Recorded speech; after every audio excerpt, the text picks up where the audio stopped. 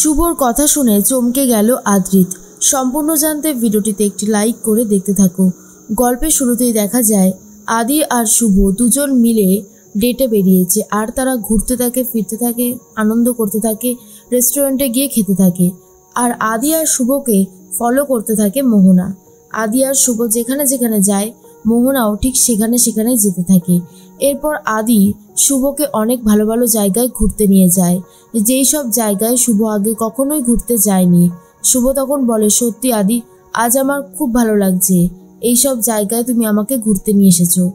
এরপরে হঠাৎ করেই শুভর মনে হয় কেউ বা কারা তাকে ফলো করছে।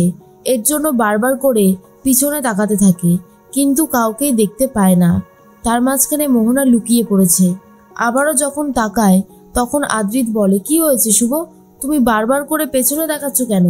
শুভ তখন বলে, আমার কেন জানি না মনে হচ্ছে কেউ বা কারা আমাদেরকে ফলো করছে। আদি তখন বলে, কই, কেউ তো নেই এখানে। মোহনা ভাবে, ভাগ্যিস লুকিয়ে পড়েছিলাম, না হলে শুভলক্ষ্মী তো এক্ষুনি আমাকে ধরে ফেলতো, তারপর না জানি আবার কি বকাবকি করতো। এর মাঝখানেই শুভ তখন ভাবে, আমি কি এতটা ভুল দেখলাম? এতটা ভুল তো আমি দেখব না। এর মাঝখানেই শুভ আর আদি তো বাড়িতে চলে যায়। তখনই রাত হয়ে গেছে। মোহনা বাড়ির নিচে দাঁড়িয়ে দাঁড়িয়ে ভাবতে থাকে, এখন আয়ান রয়েছে শুভর সাথে, আর আমি বাইরে দাঁড়িয়ে রয়েছি। আমার আর একদম ভালো লাগছে না। আকাশ তো অনেক চেষ্টা করেও মোহনার সাথে যোগাযোগ করতে পারে না, তাই ফোন করেছে শুভলক্ষ্মীকে আর বলে, আচ্ছা মোহনা কি আপনাদের বাড়িতে রয়েছে? তখন শুভলক্ষ্মী বলে, কই না তো, মোহনা তো আমাদের বাড়িতে নেই। এরপর যখন জানালা দিয়ে দেখে মোহনা বাড়ির নিচে অন্ধকারে দাঁড়িয়ে আছে, আর এটা দেখার পরেই শুভর অনেক খারাপ লাগে। শুভ ভাবে, যেগুলো হচ্ছে সেগুলো একদমই ভালো হচ্ছে না। মোহনা এইভাবে আমাদেরকে জ্বালাতে পারে না।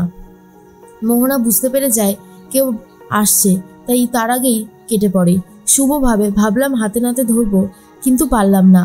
এরপর যখন শুভ ফিরে এসেছে তখন অয়না, শিরিন সবাই এসে বলে, আচ্ছা এবার তো বলো বর্দা ভাইয়ের সাথে ডেটে কেমন এনজয় করলে? এই রকম ভাবে চুপ করে থাকলে কিন্তু আমরা শুনবো না, বলো বলো। কিন্তু শুভ কিছু বলতে চায় না, আর বলে, ভালোই এনজয় করলাম। পরের দিন সকাল হতেই আদ্রিত তো অফিসে যাওয়ার জন্য রেডি, আর এর মধ্যেই শুভ আদ্রিতের জামা কাপড়গুলো ঠিক করতে থাকে, ওয়াশ করতে নিয়ে যাবে। আর তখনই আদ্রিতের পকেট থেকে একটা খুব সুন্দর ছবি পায়, যেটাতে মোহনা আর আদ্রিত ছিল, আর পেছনে লেখা ছিল, এত সুন্দর একটা উপহার দেওয়ার জন্য ধন্যবাদ, আমি তোমাকে খুব ভালোবাসি আয়ান। আর এটা বুঝতে পেরে শুভ তো খুব রেগে গেছে আদ্রিতের ওপরে, আর ভাবে আদ্রিত আবারও আমার সাথেও আর মোহনার সাথেও সবার সাথে একেবারে যোগাযোগ রেখেই চলেছে। এদিকে আদ্রিত বারবার করে শুভকে ডাকতে থাকে আর বলে, শুভ দেখো তো কোন ঘড়িটা আজকে পরবো।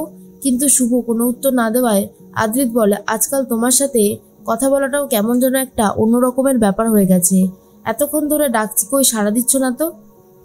তখন শুভ বলে, কেন সাড়া দিতে যাব? আজকাল তুমি যা করছো সেটা কি ঠিক করছো? আমার তো কোনোভাবেই মনে হয় না যে তুমি সেটা ঠিক করছো। তোমার জীবনে মোহনার দাম সব থেকে বেশি, আমারও দাম নেই আর কেশবেরও দাম নেই। এরপর যখন কেশবকে করে নিতে যাবে আদ্রিত, শুভ কেশবকে নিয়ে যায় আর বলে, শুধুমাত্র ভালোবাসা দিলেই বাবা হওয়া যায় না, আরো অনেক রকম জিনিস থাকে যেগুলো তুমি বুঝতে পারছো না। আদ্রিত ভাবে, হঠাৎ করেই শুভর কি হলো, এরকম ভাবে রেগে গেল।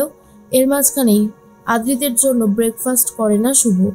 আর সেবন্তী তখন বলে, কি রে আদি, তুই খাবার খাচ্ছিস না, নিয়েও যাচ্ছিস না, এইরকম ভাবে কি করে হবে? এত বড় একটা রোগ থেকে তুই উঠলি, আর এখন ঠিক টাইমে খাওয়া দাওয়া না করলে হবে? আদি বলে, মা আমি ঠিক আছি, আমার এখন খাওয়ার সময় নেই, বলেই বেরিয়ে চলে যায়। শুভকে তখন দোষারোপ করতে শুরু করে সেবন্তী, আর বলে, কি শুভ, তুই তো আগে এরকম ছিলিস না, যতই লেট হোক না কেন তুই আদিকে খাইয়েই তবে ছাড়তিস, এমনকি ওর টিফিনটাও বুঝিয়ে দিতিস, তোর হয়েছেটা কি? তুই আর যা করিস কর, এইভাবে এরকম অশান্তি করিস না, আমার কিন্তু এটা মোটেও ভালো লাগছে না। শুভ ভাবে, সব কিছুর জন্য সেই ঘুরে ফিরে আমাকেই দোষারোপ করা হচ্ছে, যেটা আমার একদমই ভালো লাগছে না। জানি না এইভাবে কতদিন চলবে, তবে মোহনা আমার সুখের সংসারটা একেবারে ভেঙে চড়ে শেষ করে দিচ্ছে, কিন্তু এটা আমি বেশি দিন চলতে দেব না, যা করার আমাকেই করতে হবে।